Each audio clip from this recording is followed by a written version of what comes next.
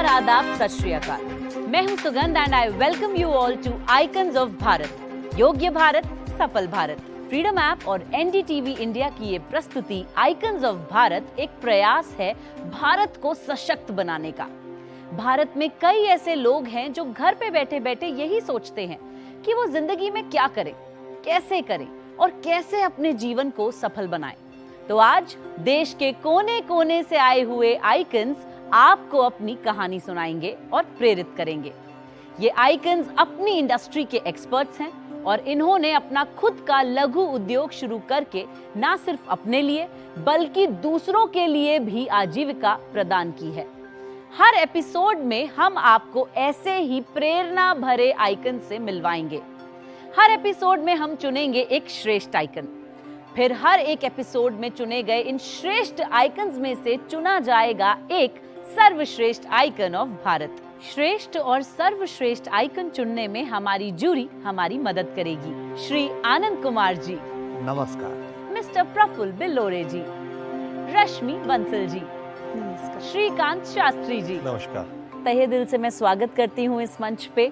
मैं आप सभी से यही सवाल करना चाहूंगी कि जब हम अपना श्रेष्ठ आइकन चुनते हैं तो एजुकेशनल क्वालिफिकेशन कितना मैटर करती है? देखिए, एजुकेशनल क्वालिफिकेशन बहुत मैटर करती है। डिग्री का महत्व तो नहीं है, उसके भीतर कितनी क्षमता है कुछ बदलाव की, इसका महत्व। शिक्षा बहुत जरूरी है, पर हमें ये समझने की जरूरत है किसी कॉलेज, इंस्टीट्यूशन, यूनिवर्सिटी और स्कूल ने ही ठेका नहीं ले रखा है आपकी शिक्षा का। दूसरा, शिक्षा में अगर संघर्ष का मसाला डाल दिया जाए, तड़का लगा दिया जाए तो सफलता आपकी पक्की है। ये मेरा मानना है।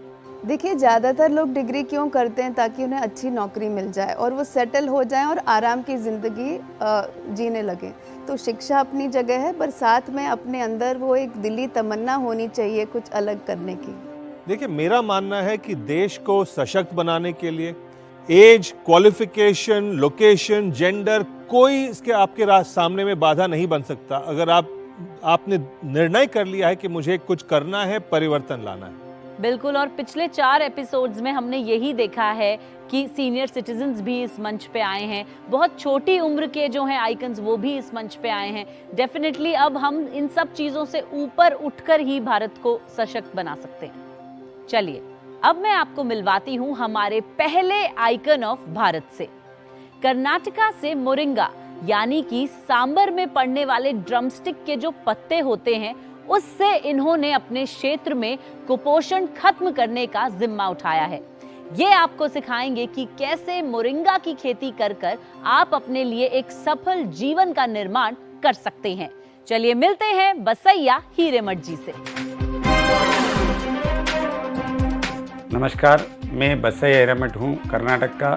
मैं मोरिंगा का खेती सावयव कृषि से जो पद्धति से हम लोग कर रहे हैं। हमने ये मोरिंगा, उसको सहजन बोलते हैं, सहजन का सावयव कृषि ऑर्गेनिक फार्मिंग करते हैं और इसका वजह से मेरा डिस्ट्रिक्ट और मेरा नेबरिंग डिस्ट्रिक्ट में एक अपौष्टिकता कम होते आ रहा है।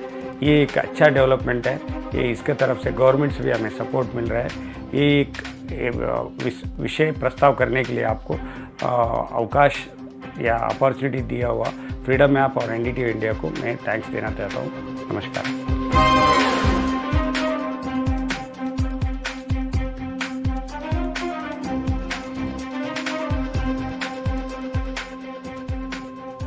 नमस्कार, बहुत खुशी हो रही है आपसे मिलके।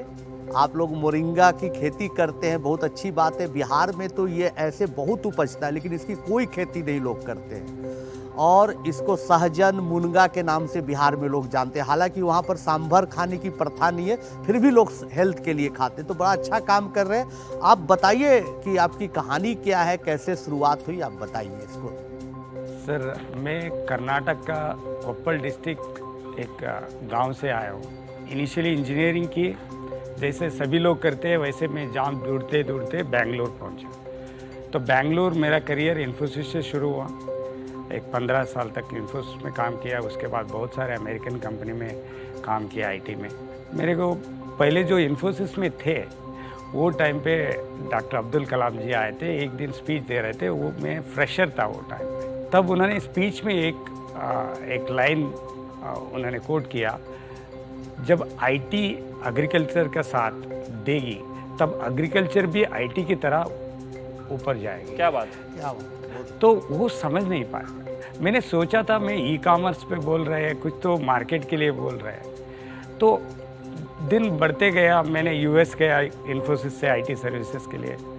तो ऐसे ही संडे में उधर बैठा था तो रिसर्च मार रहा था क्या मेरा गांव का नाम आएगा क्या उसमें। वो डिस्ट्रिक्ट रिसर्च रिपोर्ट में, यूनिसेफ रिपोर्ट और WHO रिपोर्ट में आ रहा था उसका। देखा तो वो फेमस था माल न्यूट्रिशन के लिए। मैंने वो दिन सोचा मैं ये इधर मेरा जो डिस्ट्रिक्ट है वो बैकवर्ड डिस्ट्रिक्ट है, फेमस है और माल न्यूट्रिशन में भी टॉप वर्ल्ड लिस्ट में आ रहा है। मेरे को कुछ देना है, मेरे नेटिव को देना है, मेरे देश को देना है। थोड़ा उसके लिए तो कुछ कमाना नहीं पड़ेगा। तो कमाने के लिए तो कमा के मेरे को वापस जाके करना है। मतलब आपकी कहानी कहीं ना कहीं एक भारत की कहानी मैं आपको बताता हूँ। यूएस जाना, वहाँ जाना तो सपना होता है लाखों बच्चों का, करोड़ों बच्चों का। वो सब छोड़ के यहाँ आप जो काम कर रहे हैं तो दो अलग दुनिया हो गई। तो अभी लगता कैसा है आपको? तो आप सोचेंगे दो अलग दुनिया है तो अलग दुनिया होगा। मैं सोच रहा हूँ एक ही दुनिया है। मैं एक फेस पे उधर था, एक फेस पे इधर था। तो पहले इधर से उधर गया था तो इधर से वापस आ गए। तो बासैया जी ये बताइए कि मोरिंगा पर आपका ध्यान कैसे गया, क्योंकि ये काफ़ी अनयूजुअल है। तो ये आपके दिमाग में कैसे आया कि इसी पौधे को लेके आप वहाँ के प्रॉब्लम को सॉल्व करेंगे? बहुत इंटरेस्टिंग क्वेश्चन है मैडम। मैंने जब कुछ तो करने के लिए सोचा, मैंने बैठ के मैंने रिसर्च करना शुरू कर दिया सुपर फूड्स क्या क्या होता है। जो टॉप 5 में मोरिंगा का लिस्ट आया उसमें देखा मैंने मोरिंगा का क्या क्या यूज हुआ है। अक्रॉस अफ्रीका, लैटिन अमेरिका, सारे कंट्रीज में इसका यूज़ हो रहा है माल न्यूट्रिशन के ऊपर। जो रूरल एरिया में, ग्रामीण लोग बसे हुए हैं, उनका न्यूट्रिशनल फूड अभी भी कम है। बसैया जी, इंडिया वर्ल्ड का सॉफ्टवेयर सुपर पावर माना जाता है। तो अगर मोरिंगा को भी सुपर फूड जो है उसको ग्लोबल सुपर पावर बनाना है एक्सपोर्ट्स में, तो आप कैसे करेंगे?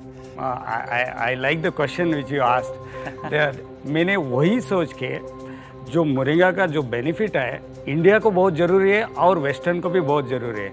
इसमें मेरे को चाहिए वो खेती करने वालों का सपोर्ट, ऑर्गेनिक करने वालों का सपोर्ट। जो आज के जो इंटरनेशनल स्टैंडर्ड्स है उनको मीट करना मेरा पहला काम था।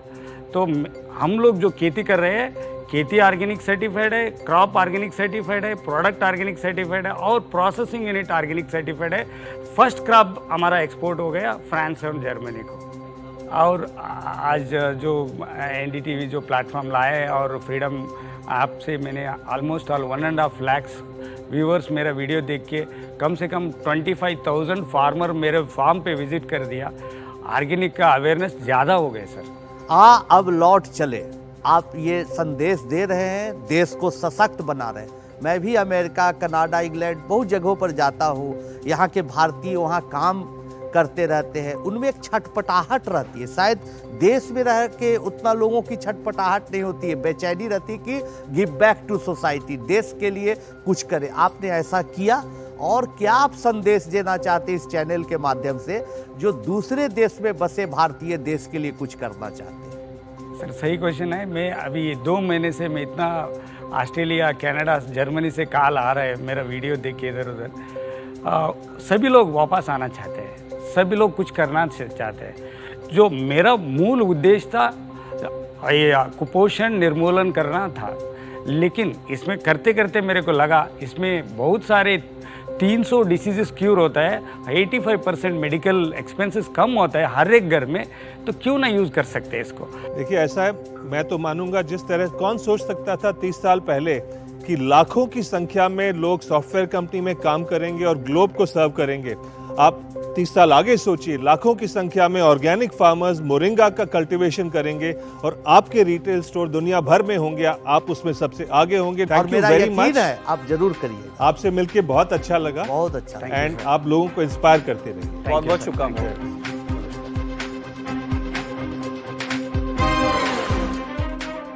मोरिंगा की फलियों का अंतर्राष्ट्रीय बाजार 49,000 करोड़ रुपए का है। इस खेती में औसत लाभ 15 से 20% के बीच। मोरिंगा खेती शुरू करने के लिए नाबार्ड और NHB के तहत योजनाएं हैं।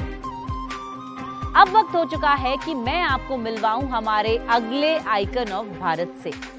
ये एक IITian है, लेकिन अब ये करते हैं एक्वापोनिक्स फार्मिंग। एक अलग तरह की खेती होती है ये। तो चलिए इनसे सुनते हैं इनकी कहानी। मैं स्टेज पे बुलाना चाहूंगी मयंक गुप्ता जी को। नमस्ते, मेरा नाम है मयंक गुप्ता और मैं और मेरे को-फाउंडर ललित झवर एक्वापोनिक फार्मिंग करते हैं लार्ज स्केल में। हमने लैंडक्राफ्ट एग्रो नामक कंपनी शुरू की थी 2018 में और उसके बाद हम large scale aquaponic farming, hydroponic farming और ओपन फील्ड फार्मिंग कर रहे हैं। हमने ये चूज़ किया क्योंकि इंडिया के एजुकेटेड, मोटिवेटेड यंग लोग शहर छोड़ के गांव बिल्कुल नहीं जा रहे हैं और एग्रीकल्चर में कोई इनोवेशन और अच्छा काम नहीं हो रहा था, तो हमें काफ़ी अपॉर्चुनिटी दिखी और इस कारण से हमने शहरों और अब्रॉड करियर एंड जॉब छोड़ के इंडिया वापस आके रूरल एरिया में एग्रीकल्चर में काम कर रहे हैं।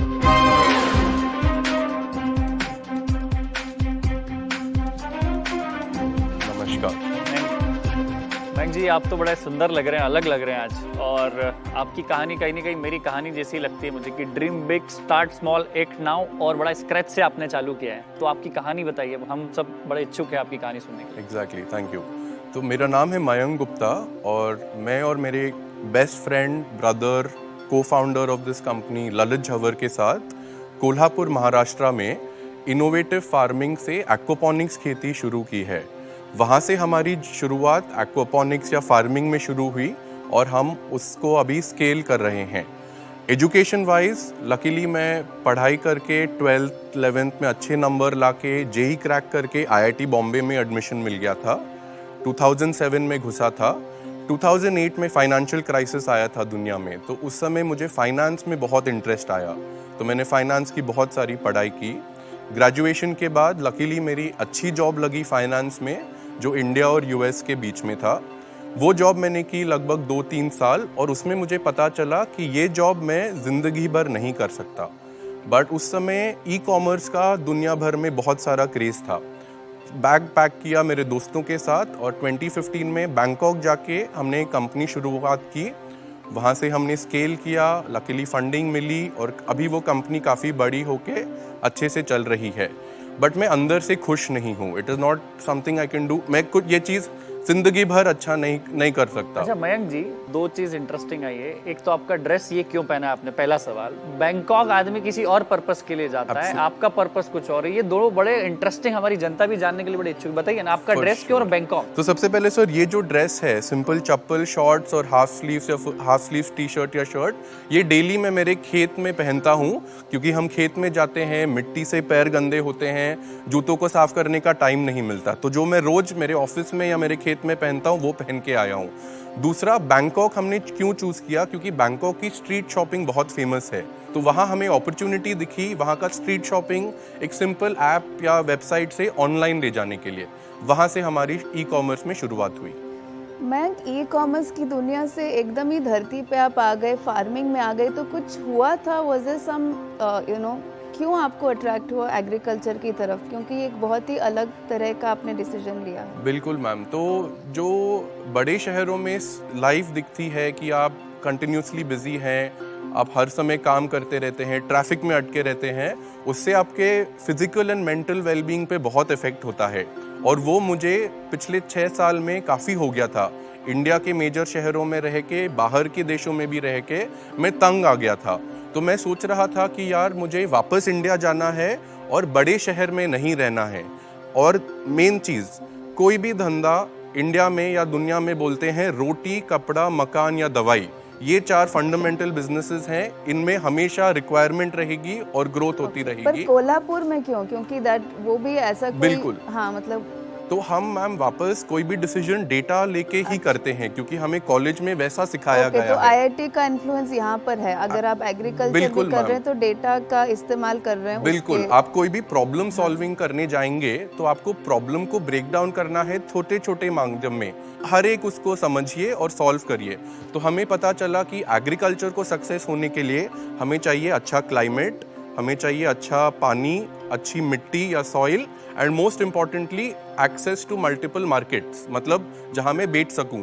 कोल्हापुर इतनी स्ट्रेटेजिक लोकेशन में है जहां मैं Bombay, Pune, Goa, Bangalore, Hyderabad as well as इनके बीच में पूरे छोटे शहरों को भी सप्लाई कर सकता हूं, और वो हमारी थॉट प्रोसेस थी कोल्हापुर चूज करने के लिए।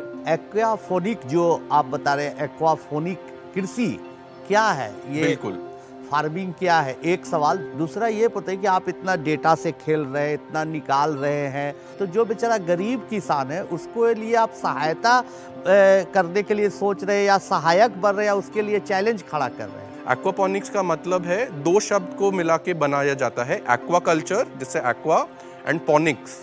एक्वाकल्चर मतलब फिश का उत्पादन, जो मच्छी को जो हम ग्रो करते हैं उसको एक्वाकल्चर बोलते हैं। पॉनिक्स मतलब कोई भी प्लांट स्पीशीज को पानी के ऊपर उगाना। एक्वापॉनिक्स में हम फिश वेस्ट, फिश का यूरिन एंड फीसीज को नेचुरली प्रोसेस करके पानी में घुलाते खेती करते हैं। हमें पता चला कि हमारे आजू बाजू बहुत अच्छे किसान लोग हैं, भाई बंधु लोग अच्छा सब्जी फल उगा रहे हैं, बट वो सही तरीके पे बेच नहीं पा रहे हैं, उनको सही रियलाइजेशन या वैल्यू नहीं मिल रहा है। तो हमने इमीडिएटली जॉइन द डॉट्स किया और हमारे पूरे आजू बाजू के किसानों को बोला कि सर आप हमारे साथ जुड़िए, आप कॉन्ट्रैक्ट फार्मिंग करके हम आपसे कंफर्म आपका पूरा माल उठाएंगे और डायरेक्टली कंज्यूमर को बेचेंगे। हमने 2019 में शुरुआत की 1 एकड़ के एक किसान से। आज हम 800 एकड़ की कॉन्ट्रैक्ट फार्मिंग कर रहे हैं महाराष्ट्र और कर्नाटका में, और फार्मर्स को बहुत एडिशनल इनकम दे पा रहे हैं। हमारा विजन है कि इंडिया एक एग्रेरियन कंट्री है, बट इंडिया में इतनी क्षमता है कि हम दुनिया का ब्रेड बास्केट बन सके, फ्रूट बास्केट बन सके, वेजिटेबल बास्केट बन सके। इंडिया इतनी ब्लेस्ड है अबंडेंट सनलाइट, वाटर, सॉइल से। मयंक, फेलियर के बारे में लोग छुपाते हैं, ज़्यादा वर्णन नहीं करते हैं, तो एक दो ऐसी घटना बताएं जो काफ़ी आपके लिए मुश्किल एक दौर था, कैसे आपने उसको तो बिताया? सबसे पहले जब हमने फार्म सोचा और डिज़ाइन किया और कंस्ट्रक्शन शुरू करना किया, हमने आजू बाजू के किसान के लोग को ही लेके कंस्ट्रक्शन किया। किसान के पूरे लोगों ने बोल दिया सर आप पागल हो, ऐसी खेती होती ही नहीं है, हम 30 साल से खेती कर रहे हैं, आप ये क्या बना रहे हो। वहीं पर काफ़ी लोग हमें बोल रहे थे कि आप सक्सेसफुल नहीं रहोगे। दूसरा, मुझे सबसे पहले बीज क्या होता है, पौधा क्या होता है, कुछ पता नहीं था। तो हमने ट्रायल्स की, बहुत सारे प्रोडक्शन में फेलियर्स आए और कुछ उत्पादन हुआ ही नहीं पहले साल में, बट हम कंटिन्यूसली सीखते गए, डेटा कलेक्ट करते गए, आगे लेके गए। तीसरा, मार्केटिंग में मैम सबसे बड़ी दिक्कत आई, क्योंकि इंडिया में उत्पादन बहुत अच्छा हो सकता है, बट उसको सही जगह पर सही वैल्यू दिलाना सबसे बड़ी प्रॉब्लम है, और इसीलिए इतने किसान लोग बेचारे स्ट्रगल कर रहे हैं। मयंक जी, IIT, London school of economics, startup founder, super successful, फिर आप ग्रास रूट्स पे चले गए। ये ट्रांजिशन आपको मेंटली करने में कितना मुश्किल था? क्योंकि यही मैसेज काफ़ी IIT वाले इंजीनियर्स सुन रहे होंगे, उनके दिमाग में भी होगा कि ये रास्ता बड़ा कठिन रास्ता है। थोड़ा बताइए कितना कठिन था? सो डेफिनेटली, सो आपको लाइफस्टाइल में एडजस्ट होने में थोड़ा टाइम लगता है, बट जब आप एक छोटे गांव में या सेमी रूरल एरिया में रहते हो, आपका स्ट्रेस लेवल कम हो जाता है, आपके बॉडी के पूरे पैरामीटर्स कंट्रोल में आ जाता है।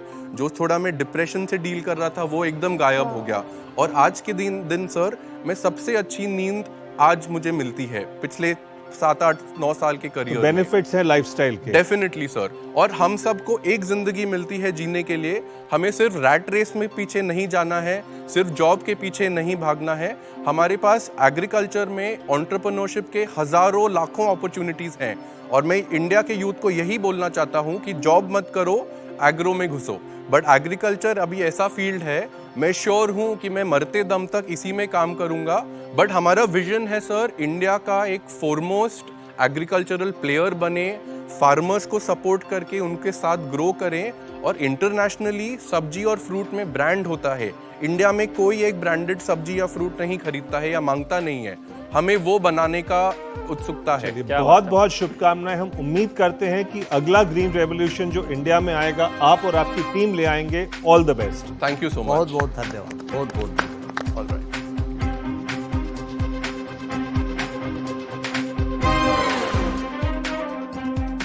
एक्वापॉनिक खेती, इसका बाजार 4000 करोड़ रुपए का है। औसत मुनाफा 10% से 15% के बीच। एक्वापॉनिक खेती शुरू करने के लिए NHB के तहत सब्सिडी के लिए आवेदन कर सकते हैं। तो मुझे तो आज आइकन ऑफ भारत से बहुत कुछ सीखने को मिला। अगर आप भी इनसे सीखना चाहते हैं तो फ्रीडम ऐप डाउनलोड कीजिए और एक्वापोनिक्स फार्मिंग का कोर्स कीजिए।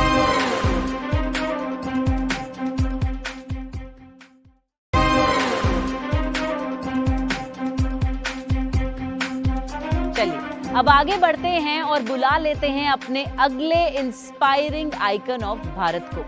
लखनऊ से आए हैं ये और इन्होंने अपने शौक फोटोग्राफी को एक सफल उद्योग में तब्दील कर दिया। कितने कम लोग होते हैं जिंदगी में जो अपने शौक को बिजनेस बनाकर उससे पैसे कमाते हैं। चलिए अब मिलते हैं लखनऊ के विजय गुप्ता जी से। नमस्कार, मेरा नाम विजय गुप्ता है। मैं फ़ोटोग्राफी बिज़नेस से हूँ। मैंने अपनी फ़ोटोग्राफी बिज़नेस का स्टार्ट 1997 से किया था। उसके बाद हमने अपने बिज़नेस को धीरे धीरे करके इसमें बहुत सारे लोगों को जोड़ा अपने साथ। हमारी एक प्रॉपर टीम हो गई और अभी आज हम फ़ोटोग्राफी करने के साथ लोगों को फ़ोटोग्राफी सिखाते भी हैं। मेरा एक इंस्टीट्यूट भी है फ़ोटोग्राफी का और हम उस फ़ोटोग्राफी इंस्टीट्यूट से जो बंदे निकलते हैं उनको जॉब दिलवाते हैं और उससे हमें मैन पावर की भी कोई दिक्कत नहीं होती है।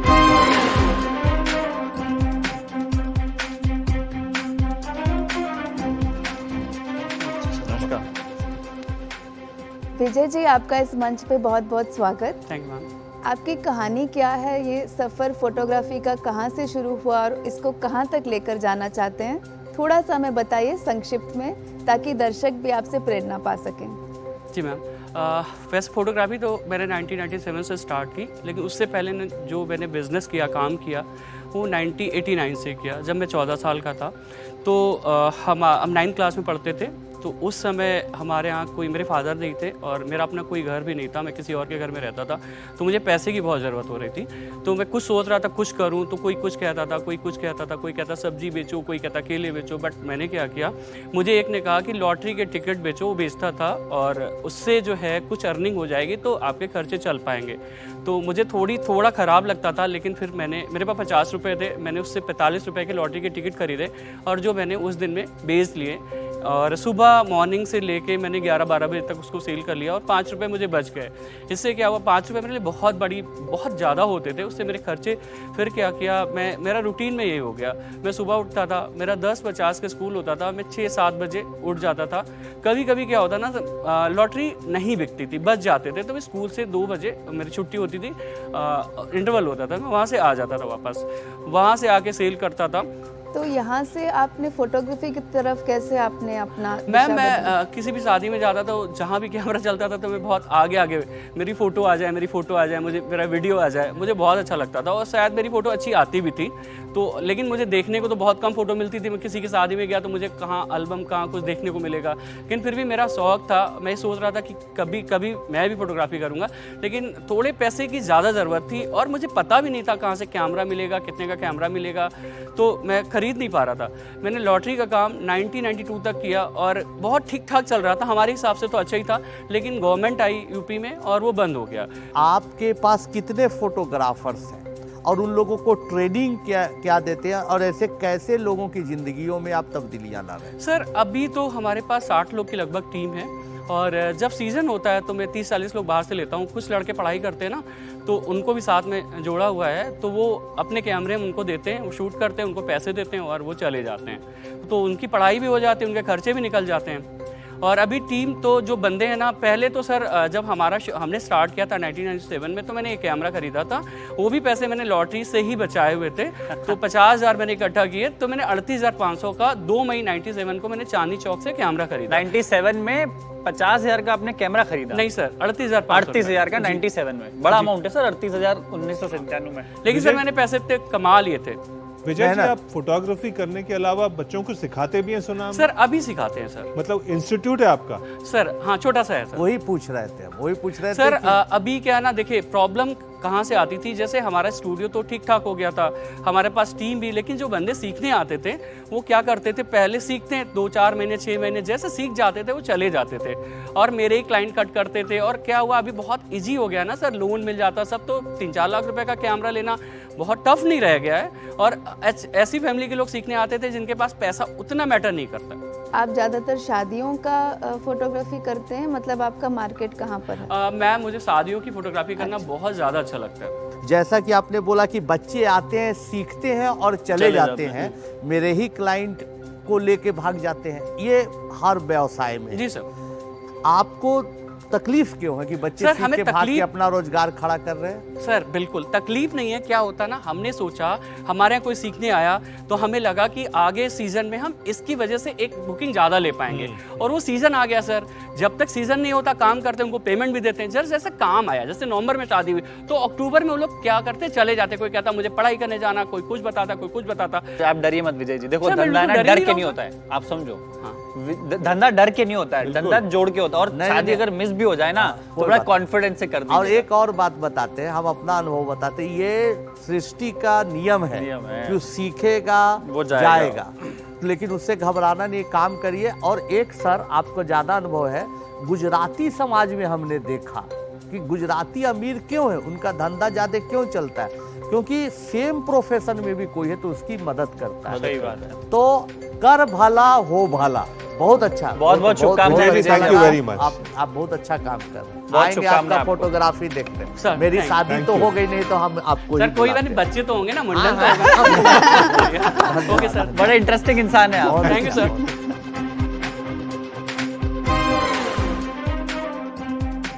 भारतीय फोटोग्राफी बाजार 1 लाख करोड़ रुपए का है। फोटोग्राफी कारोबार में मुनाफा 40 से 45% के बीच। फोटोग्राफी बिजनेस शुरू करने के लिए मुद्रा लोन ले सकते हैं। तो बड़ी ही इंटरेस्टिंग बातें हुई आज आइकन्स ऑफ भारत के मंच पे। अब बुला लेते हैं हमारे अगले आइकन ऑफ भारत को। ये आते हैं मिर्जापुर उत्तर प्रदेश से और काम करते हैं रियल एस्टेट में। चलिए इनसे सुनते हैं इनकी कहानी। मैं अब आपको मिलवाती हूँ सियाराम सिंह जी से। नमस्कार, मैं सियाराम सिंह। मैं मिर्ज़ापुर यूपी का रहने वाला हूं। अभी करंटली लखनऊ में रह रहा हूं। अभी मेरा बिजनेस रियल एस्टेट ब्रोकर के तौर पे लखनऊ में चल रहा है। रियल एस्टेट में जो ब्रोकर के तौर पे लोग काम करते हैं, उसको कैसे हम नए तरीके से क्लाइंट्स को सर्विस दे सकते हैं, तो हमने सिंगल विंडो अपनाया। परचेजिंग से लेके कंस्ट्रक्शन से लेके लोन फैसिलिटीज एवरीथिंग। और धीरे धीरे हम 2 लोगों के साथ स्टार्ट किए थे। आज 50 से ज़्यादा लोगों की टीम हमारे साथ काम कर रही है। हमारी फर्म जो है SR ब्रोकर LLP एक रेरा रजिस्टर्ड और फर्म है जो कि बिल्डर के साथ एसोसिएट होकर वर्क करती है।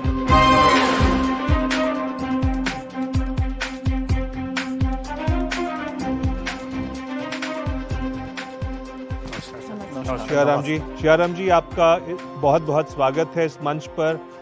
मिर्ज़ापुर, लखनऊ दोनों ही बड़े मशहूर शहर हैं। आपकी कहानी थोड़ी हमें सुनाइए। मेरा नाम सियाराम सिंह है। मैं उत्तर प्रदेश में मिर्ज़ापुर ज़िले से बेसिकली बिलोंग करता हूं, बट करेंटली मैं लखनऊ में सेटल्ड हूं। वहां पे मेरा रियल एस्टेट सेक्टर में बिजनेस है। रियल एस्टेट सेक्टर में कंसल्टेंसी की सर्विसेज हमारी कंपनी प्रोवाइड कराती है। हमारी कंपनी मैंने और मेरे मित्र राजेश वर्मा जी ने मिलकर 2012 में स्टार्ट किया था। बट ये सेक्टर मेरे लिए डिफरेंट था। इससे पहले मेरा मैंने इंजीनियरिंग की पढ़ाई अपनी पूरी कंप्लीट की है। इंजीनियरिंग के बाद मैंने टेलीकॉम सेक्टर में 7 साल जॉब भी किया। ठीक ठाक चल रहा था सब कुछ। जॉब के दौरान 1-2 बार ऐसा इंसिडेंस हुआ कि मैंने कुछ प्रॉपर्टी बाई खुद अपनी एक प्रॉपर्टी बाई करनी थी। उस दौरान मैंने जो प्रॉपर्टी सेलेक्ट किया, जो मुझे दिखाया गया डेवलपर के थ्रू या एजेंट के थ्रू, उसी पे मैं आगे बढ़ा। इवन उस प्लॉट की रजिस्ट्री भी हो गई। जब मैं मौके पे पोजीशन लेने गया तो बड़ा सरप्राइजिंग था कि वो प्लॉट की लोकेशन कहीं और थी। मैं शॉक्ड। डेवलपर से भी बात किया, एजेंट से भी बात किया। उन्होंने कहा नहीं, अब तो यही है, वो तो मैं किसी और को बेच चुका हूँ। तो मुझे रियलाइज़ हुआ कि प्रॉपर्टी परचेज करना लोगों का एक सपना होता है लाइफ में। हार्ड अर्न मनी होती है जीवन की। नॉर्मल क्लाइंट्स या नॉर्मल लोग जो है 2-3 प्रॉपर्टी इससे ज़्यादा पूरी लाइफ खरीद नहीं पाते हैं। एक बार कहीं गलत जगह उनका पैसा फंस गया तो मतलब पूरी उनकी लाइफ मतलब ख़राब हो जाती है। तो इस चीज़ का मुझे रियलाइज़ हुआ कि ये तो सेक्टर में मतलब कोई किसी का ट्रांसपेरेंसी नहीं है, कोई चीज़ एक रेगुलाइज नहीं है कि हम अपनी दर्द, अपनी बात किसको कहें, किससे कंप्लेन करें। अब इसको कोइंसिडेंस आप कह सकते हैं, इत्तिफाकन उसी टाइम पे मेरी जॉब भी चली गई। 2G स्पेक्ट्रम में घोटाला हुआ था 2011 में। फिर मैंने डिस्कस किया मेरे फ्रेंड राजेश वर्मा जी से कि क्यों ना हम लोग इसको एक प्रोफेशनल तरीके से एक ऐसा प्लेटफॉर्म तैयार करें जहाँ पे कोई एक क्लाइंट लेमैन की तरह आए, उसको रियल एस्टेट का या प्रॉपर्टी के बारे में ABCD ना हो, और हमारे यहाँ आके वो स्टार्टिंग से लेकर लीगल टेक्निकलिटी सारी चीज़ें उसको एक सिंगल विंडो पे मिल जाए और उसको सही तरीके से उसका पैसा लगे, कहीं उसके साथ फ्रॉड ना हो। तो इस मोटिवेशन के साथ हम लोगों ने स्टार्ट किया 2012 में, और हम 2 लोग ही सियाराम जी, मिलकर। एक उदाहरण दीजिए। सपोज मैं आपके पास आई हूँ, मुझे मिर्ज़ापुर में प्लॉट लेना है, तो आप किस तरह से मुझे अलग तरीके से गाइड करेंगे? तो सबसे पहले मैं आपकी प्रोफाइल को एनालिसिस करता हूँ, आपकी क्या रिक्वायरमेंट है, आपकी अपनी सेविंग्स कितनी है, कितना बैंक लोन चाहते हैं। ये सारी चीज़ें एनालिसिस करने के बाद फिर मैं आपको ओवरऑल बजट पूछवाता हूँ और आपका पर्पज़ पूछवाता हूँ कि आपको अभी रहना है, कितने साल बाद रहना है, या सिर्फ इन्वेस्टमेंट है। उसके हिसाब से मैं फिर अपने पास से जो ऑप्शन होते हैं मैं आपको बताता हूँ प्रायोरिटी वाइज, मैं ये आपके लिए पहली प्रायोरिटी हो सकती है। लेकिन ये क्षेत्र थोड़ा जैसे डर्टी बिजनेस नहीं कहलाता है, जिसमें काफी कुछ डेंजर भी आ सकती है कि कोई लैंड माफिया होती है, सही क्वेश्चन है। इस चीज़ को मैंने जाए। पर्सनली फेस किया है। मैं बैकग्राउंड मेरा इंजीनियर था, मैं अच्छा खासा उस समय मेरी सैलरी थी, अच्छी खासी सैलरी थी। जब मैंने इस सेक्टर में आने का प्लान किया तो इवन के मेरे कुलीग्स, मेरे फ्रेंड्स, रिलेटिव सब कह रहे थे इतना गंदा सेक्टर है, तुम कैसे सर्वाइव करोगे। तो वहाँ पे सीधे साधे लोग नहीं जाते हैं, पढ़े लिखे लोग ज़्यादातर नहीं जाते हैं इस सेक्टर में, तुम कैसे सर्वाइव कर पाओगे। हालांकि माइंडसेट सबका धीरे धीरे अब चेंज हो रहा है, काफ़ी चीज़ें चेंज हो गई हैं, लेकिन हम लोगों ने कहा देखिए ऐसा अगर मैं सही काम करता हूँ, मेरी कंपनी सही काम करती है, हम आपके प्रति ऑनेस्ट एंड ट्रांसपेरेंट हैं, तो ज़रूरी नहीं कि हर किसी के साथ वो चीज़ हो। उस माइंडसेट के साथ हमने सिस्टम को बदला है वहाँ। इसी से जुड़ा मेरा एक सवाल है, माइंडसेट।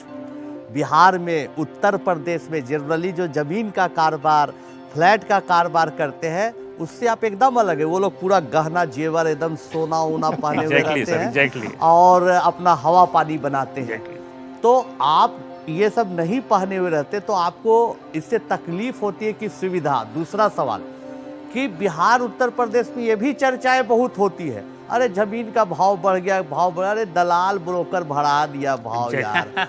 ये सब पर आप क्या? बहुत वैलिड क्वेश्चन सर। इसको हम लोग वही तो चेंज करने आए। हमारी जो कंपनी है बिल्कुल प्रोफेशनल डिसेंट लुक में, अगर हमारे ऑफिस की थीम देखें, हमारी एडवर्टाइजिंग देखें और हमारा गेटअप, इवन हमारी गाड़ी भी सेलेक्ट मैं अगर करता हूँ, हमारे पार्टनर सेलेक्ट करते हैं, तो इस चीज़ का ध्यान रखते हैं कि सामने वाले के पास ये इमेज नहीं जानी चाहिए कि एक टिपिकल ब्रोकर है, टिपिकल एजेंट है। आज भी रिलेशनशिप मेंटेन कर रखा है। जो हम 10 साल पहले प्रॉपर्टी मुझसे लिया था, आज भी मेरे साथ। कितने ट्रांजैक्शन कर लेते हैं महीने में? सर अभी तक 1000+ लागे। वो 1000 का एवरेज टिकट साइज क्या होगा अगर मैं टर्म अभी मैं सर जिस बिल्डर के साथ एसोसिएट हूँ उसके साथ मैं 10 साल से जुड़ा हूँ, तो हमारे यहाँ टिकट साइज स्टार्टिंग है 1 CR से। कई लोग देश भर में ये प्रोग्राम देखेंगे, आपकी बात सुनेंगे, शरीफ घरों से होंगे। अगर वो सोचते हैं कि इस बिजनेस में मुझे घुसना चाहिए, नहीं घुसना चाहिए, तो 1 या 2 उनको एडवाइस दीजिए कि किस तरह से इस बिजनेस में एंटर करें, किन चीज़ों को ध्यान में रखते हुए। सर ये बिजनेस में मैं तो कहूँगा कि हर कोई पढ़ा लिखा प्रोफेशनल आए, इस सेक्टर की इमेज को बदले, और आने के बाद वो अपनी इस सेक्टर में 2-3 चीज़ें हैं जिसको मैंने फॉलो किया। मैं चाहूँगा कि अगर कोई मुझे सुन रहा है, देख रहा है, तो ज़रूर फॉलो करें। इस सेक्टर में सबसे बड़ी चीज़ है अपने क्लाइंट्स के प्रति ऑनेस्ट रहना। आप उसको सही गाइड करिए। आपके दिमाग, आपका मोटिवेशन, आपका इंटेंशन ये नहीं होना चाहिए पैसे के लिए उसको गाइड करिए। अगर आप सही तरीके से उसको गाइड करो, उसको सही चीज़ मिल रही, तो पैसा अपने आप वो देते जाएगा। बहुत बढ़िया। ऑनेस्टी आपको यहाँ पे मेंटेन रखनी है। हमारे सेक्टर में अच्छी बात यह है सर कि आप कोई किसी डिग्री की ज़रूरत नहीं है। आप हार्ड वर्कर हैं, ऑनेस्ट हैं, और एक मिनिमम कैपिटल से आप शुरू कर सकते हैं। सबसे अच्छी बात यह है, हमने भी जब हमारी जॉब चली गई तो मेरे पास 6 महीने में अर्निंग सारी खत्म हो गई, तो हमने एक फैक्टर ये भी था इस सेक्टर में आने का कि मिनिमम कैपिटल से हम कैसे स्टार्ट कर सकते हैं। नहीं, बहुत इंस्पायरिंग स्टोरी है आपकी। बहुत बहुत धन्यवाद और lots of love and support for your future Endeavour sir. Thank you.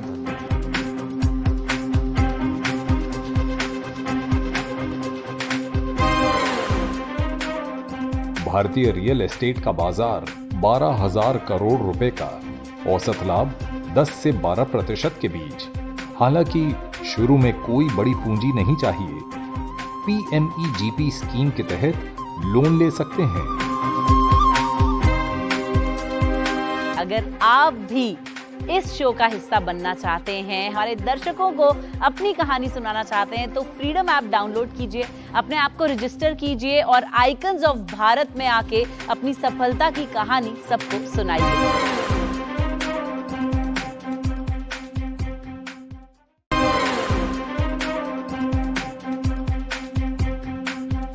अब वक्त हो चुका है कि मैं आपको मिलवाऊं हमारे अगले आइकन ऑफ भारत से। ये एक बहुत ही दिलचस्प इंसान है। इन्होंने जिंदगी में बहुत कुछ किया और उसके बाद कोविड-19 पैंडेमिक आने के बाद एकदम से अपनी जिंदगी के रुख को बदल दिया। पारसनाथ दीक्षित जी आने वाले हैं इस मंच पे और आपको बताएंगे कि कैसे उन्होंने शुरू किया सीमेंट ब्रिक मैन्युफैक्चरिंग बिजनेस। नमस्कार, मैं पारस दीक्षित। बहुत सारे प्राइवेट सेक्टर में काम करने के बाद ये महसूस हुआ कि मुझे कुछ ऐसा करना चाहिए जिससे कि बजाय एम्प्लॉयमेंट सीकिंग के हमें एम्प्लॉयमेंट जनरेशन के बारे में सोचना चाहिए। और उस दिशा में काम करते हुए 2004 में पारस ग्रुप के रूप में आज organic, inorganic fertiliser, bio fertiliser और इंटरलॉकिंग टाइल्स के क्षेत्र में अब मैं आगे कार्य कर रहा हूँ। और इससे अपने और अपने परिवार के सदस्यों के साथ साथ नवयुवकों को भी ये प्रेरणा दी है कि वो आगे कार्य कर सकें।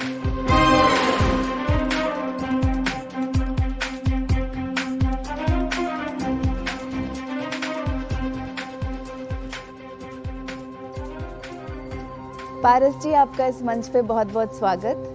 अपने बारे में थोड़ा बताइए, अपने काम के बारे में, और ये जो ईंटों का बिजनेस कर रहे हैं, क्योंकि ये बहुत ही पुराने ज़माने से चले आ रहा है, तो इसमें आप क्या नया कर रहे हैं, ये हमें थोड़ा संक्षिप्त में बताइए। मैं एक ऐसे परिवार से बिलोंग करता हूँ जहाँ उद्योग के बारे में सोचना ये संभव नहीं है। मेरा जन्म एक बहुत ही निर्धन परिवार में उत्तर प्रदेश के इटावा ज़िले के ग्राम बनकटी बुजुर्ग में हुआ था। मेरी 4 सिस्टर बड़ी है और 2 भाई बड़े थे। आप समझते हैं गरीब परिवार में अगर बेटियां बड़ी हों तो परिवार का पूरा दायित्व उनके शादी और उनकी जिम्मेदारियों को निर्वहन करने में निकल जाता है। तो उनका सारा अटेंशन उन पर था। उसके बाद 2 भाई बड़े थे, उनके लिए उन्होंने जो कुछ यथाशक्ति कर सकते थे शिक्षा का व्यवस्था की। तो गांव में मेरा जूनियर हाई स्कूल था, 8th क्लास तक की शिक्षा थी।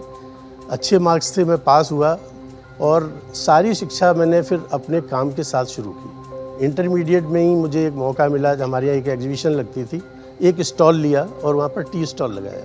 ये कौन से एज की बात है जब आपने चाय का ठेला लगाया? ये 79 में 18 ईयर्स का था। आप 18 साल के थे तब आपने 1976 में चाय का ठेला लगाया। जी जी, बड़ी इंटरेस्टिंग स्टोरी सर। और वहाँ पर मेरी मुलाकात हुई जगदीश अरोड़ा जी से। उनकी एक सेफ बनाने की इंडस्ट्री थी जहाँ तिजोरी और अलमारियाँ बनती हैं, स्टील अलमीरा। तो उन्होंने कहा कि बेटा तुम ये सब काम कर रहे हो, तुम पढ़ रहे हो, ग्रेजुएशन कर रहे हो, तुम क्यों नहीं जॉब करते हो हमारे साथ? तो मैंने कहा मैं कैसे कर सकता हूँ, मुझे कौन जॉब देगा? तो उन्होंने कहा नहीं, कल से तुम ये हमारा जैसे ही एग्जीबिशन ख़त्म होती है आप हमारे पास आइए और हम आपको जॉब देंगे। तो मेरी पहली शुरुआत हुई और मैंने अरुण सेफ इंडस्ट्रीज़ में एज ए वर्क सुपरवाइज़र वहाँ पर काम शुरू किया और 80 तक मैंने काम किया, 81 में। और 81 के बाद फिर डिफरेंट टाइप ऑफ इंडस्ट्रीज़ में लखनऊ, दिल्ली आया। दिल्ली में डीप फ्रीज़र और कॉफ़ी मशीन की इंडस्ट्री में काम किया। उसके बाद फिर मुझे हॉटलाइन टीवी के वुडन कैबिनेट यूनिट में यूनिट इंचार्ज काम करने का मौका मिला, मैंने वो किया। और उसके बाद मैंने आरसीसी पाइप्स की एक इंडस्ट्री में काम किया जहाँ मुझे सीमेंट और कोर्स एग्रीगेट, फाइन एग्रीगेट का काम करने का मौका मिला। कितने साल के सर आप? मेरी 61 हो रही है सर। जवान इंस्पिरेशन सर। आप में 61 नहीं सब 40 साल के लगते हैं। बिल्कुल। हाँ, मतलब आपका जो माइंड इस तरह से काम किया है कि आपका पूरा फिजिकली भी आप यंग लगते हैं। मैं सर इसी में अभी मुझे और कुछ करना है, इसलिए अपने आप को अभी भी मैं यंग ही रखता हूँ, क्योंकि मुझे लग रहा है कि जीवन का जब तक आपकी सांसें भगवान ने दी हैं तब तक आपको कुछ न कुछ समाज के लिए करना है। 61 साल की उम्र में हमारे देश के जो वृद्ध लोग हैं वो या तो खाट पे बैठते हैं, खटिया में बैठते हैं, कहीं और काम करते हैं, तो उनके लिए क्या मैसेज है? वो अपना टाइम वेस्ट करते हैं या वो हार जाते हैं जीवन में? वो ऐसा क्यों करते हैं जो आप नहीं, आप अलग पॉजिटिव आदमी वो, या कि वो अलग सोचते हैं कि 60 के बाद रिटायरमेंट हो गया तो मतलब उनका माइंड ही शिफ्ट हो जाता है? ये सर माइंड सेट कर दिया गया है कि आप 60 के हो गए, अब आपको काम नहीं करना है, अब आपको केवल बाल बच्चों को खिलाना है, घूमना है और गपशप करनी है या पॉलिटिक्स में हिस्सा लेना है, यही सब काम करना है। मैं अभी तक माइक्रोन्यूट्रिएंट फर्टिलाइजर्स और जो कृषि रक्षा रसायन है, पेस्टिसाइड्स, वो बनाता हूँ। सीड्स का बिजनेस, चूँकि एक ही जगह सारे डीलर्स को चाहिए होता है, एक कम्पैक्ट जो मांगते हैं उनको पूरी चीज़ देने के लिए अभी मैं सीड में डेवलप कर रहा हूँ। और 2020 में जब ये कोविड आया, उस समय मुझे लगा कि अब ये सारी चीज़ें बंद हो रही हैं, सब कुछ बंद था, कोई काम नहीं चल रहा था, तो लगा कि अब जो छोटा वाला बेटा है उसके लिए हम इंडस्ट्री को ऐसी सोचें कि जो हमारे आगे आने वाले एंटरप्रेन्योर हैं जो करोड़ों रुपए नहीं लगा सकते हैं, उनको फंडिंग नहीं होगी तो वो काम कैसे करेंगे। इसलिए मैंने ये विचार किया कि ग्रामीण क्षेत्र में, चूँकि मैं गांव से आता हूं, मैंने वो परेशानियां देखी हैं कि गांव में आप बरसात में निकल पाना मुश्किल हो जाता है, स्ट्रीट भी नहीं बनती है। प्रधान लोग वैसी कच्ची ईंटें जो आती हैं, ट्रेडिशनल ईंट, उसकी सड़क बड़क बना देते थे, वो चलती नहीं थी।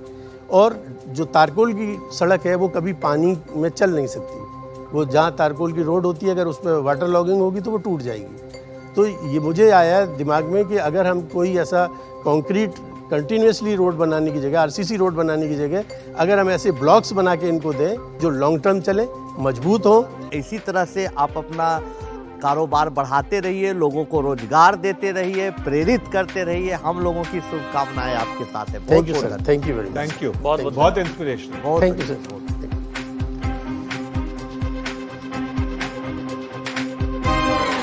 सीमेंट ईंट निर्माण, इसका बाजार 23.77 लाख करोड़ रुपए का है।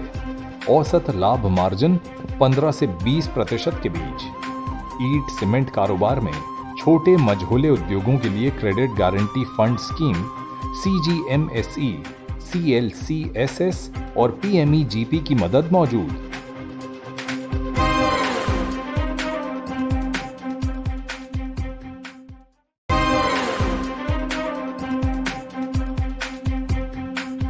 चलिए, जब तक ये डिसीजन लेते हैं कि कौन होंगे आज के श्रेष्ठ आइकन ऑफ भारत, मैं आपको एक दिलचस्प बात बताती हूँ।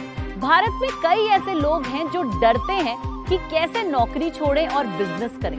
कई ऐसे लोग हैं जो ये सोचते हैं कि कैसे हम किसी और के एम्प्लॉय होने की बजाय खुद बिजनेस करके लोगों को एम्प्लॉयमेंट दें। क्या आप जानते हैं कि भारत में हर साल लगभग 1 करोड़ 20 लाख लोग कर्मचारियों की संख्या में जुड़ जाते हैं। तो कुशलता पाने में देरी कैसी? फ्रीडम ऐप और एनडीटीवी इंडिया का भी यही मानना है कि भारत जितना ज्यादा कुशल बनेगा, स्किल्ड बनेगा, उतनी ही जल्दी आर्थिक आजादी पाएगा। कौन होंगे आज के श्रेष्ठ आइकन ऑफ भारत? तो बिना किसी देरी के मैं दरख्वास्त करूंगी कि आप सब कृपया इस मंच पे आ जाएं और हमें बताएं कि कौन है आज के श्रेष्ठ आइकन ऑफ भारत।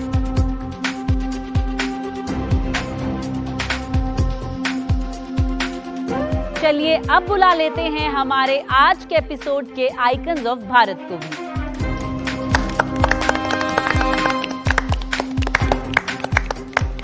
अब मंच पे आ चुके हैं हमारे इस एपिसोड के 5 आइकन्स ऑफ भारत। तो बिना किसी देरी के मैं दरख्वास्त करूंगी रश्मि जी से कि वो हमें बताएं कौन है इस एपिसोड के श्रेष्ठ आइकन ऑफ भारत।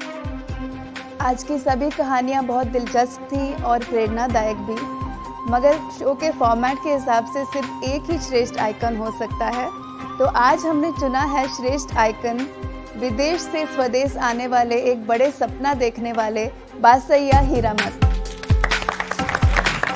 बसैया हीरामठ जी हैं आज के इस एपिसोड के श्रेष्ठ आइकन ऑफ भारत। अब मैं गुजारिश करूंगी कि हमारे बाकी के आइकन्स ऑफ भारत भी एक एक करके यहाँ आए।